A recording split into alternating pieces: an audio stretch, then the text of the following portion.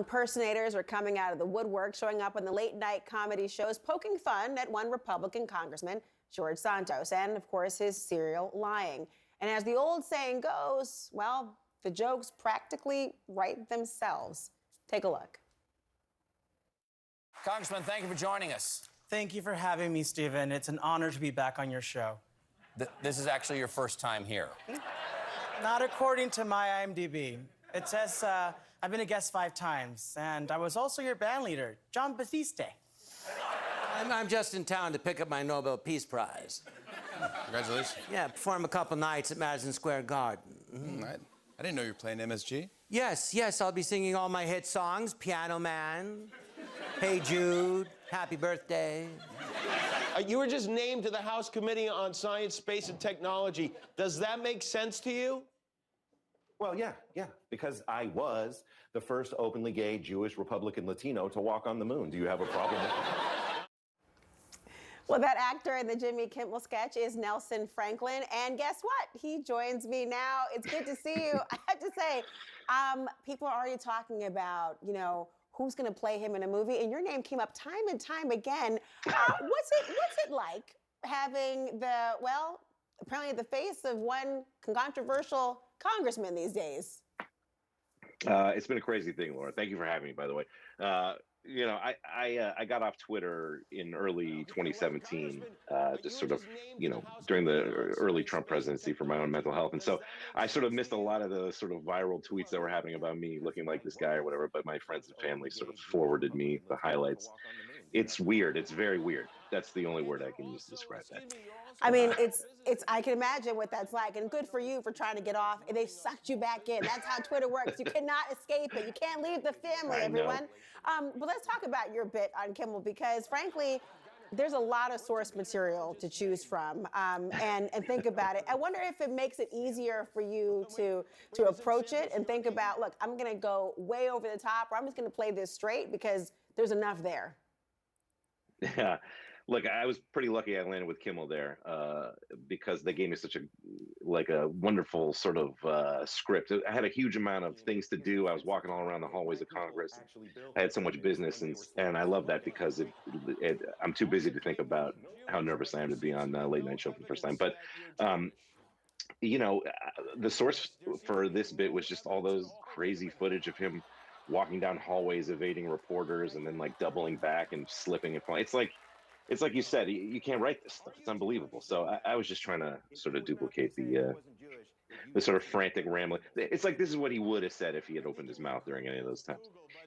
And by the way, I should tell you, he's tweeted about this. He has watched it all. And I'm going to read you what he had to say. I have now been enshrined in late night TV history with all these impersonations, but they are all terrible so far. John Lovitz is supposed to be one of the greatest comedians of all time, and that was embarrassing for him, not me.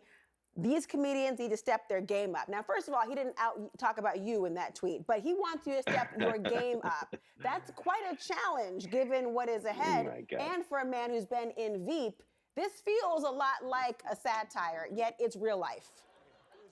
Yeah, this is something that was very troublesome to the Veep writing staff in the later seasons. They would have to change their scripts because the stuff they thought was so crazy would actually happen in real life. They were getting outdone by how crazy reality was. Look, it's fine that I'm just disappointed he wasn't more excited. I'm just going to say, if I was George Santos, if that was really his name, and I was in his shoes and people were parroting me on TV and stuff, I would be so delighted by that. It's such a moment in time. But of course, he's got to stick to his guns and say everything's terrible, because otherwise you wouldn't be a GOP candidate. Oh, no, I don't know that he's not delighted by this. I mean, he was asking for you to step your game, not telling you to stop. It wasn't a shutdown. It was step your game up. And by the way, make it funnier. Well, there's this scene that you played on Kimmel as well yesterday or the other day about this. You stepped your game up. Here he is. You or him. You've been accused of lying about a lot of things. Just name 10. Okay, well, how about the pyramid scheme in Florida you deny having any knowledge of? What do you say about that? Whoa. Pyramid scheme is an offensive term. Okay, my people actually built the pyramids when they were slaves. Wait, you also claim to be Jewish, but there seems to be no evidence that you're Jewish. Yes, there seems to be no evidence at all. Wait a minute. That you're. Yeah, That's funny. It's funny. that's funny. Why are you These are good groaning? writers on Kimmel.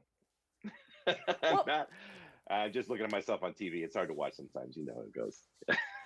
No, actually, I like looking at myself on TV. I don't know. I'll tell you, Nelson, about that very. No, in all honesty, though, first of all, you should know to take credit for the entire bit. Don't credit the writers. Come on, Kimmel, who? It's all about you in this moment here. But I have to ask you: are you planning on reprising this particular role because it's funny? Wait a minute. Be careful. I would love to.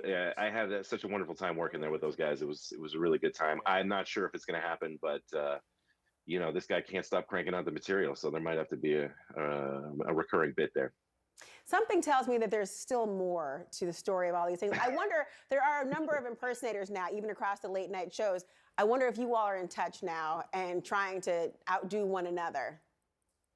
Oh, no. I don't know John Lovitz. I'm a big fan of John and of Harvey. I'm a big What We Do in the Shadows fan, and John Lovitz he worked a critic line into his portrayal of George Santos. So props to him. Like, these guys are legends, and if I ever get to meet them, I'll consider myself lucky. You know.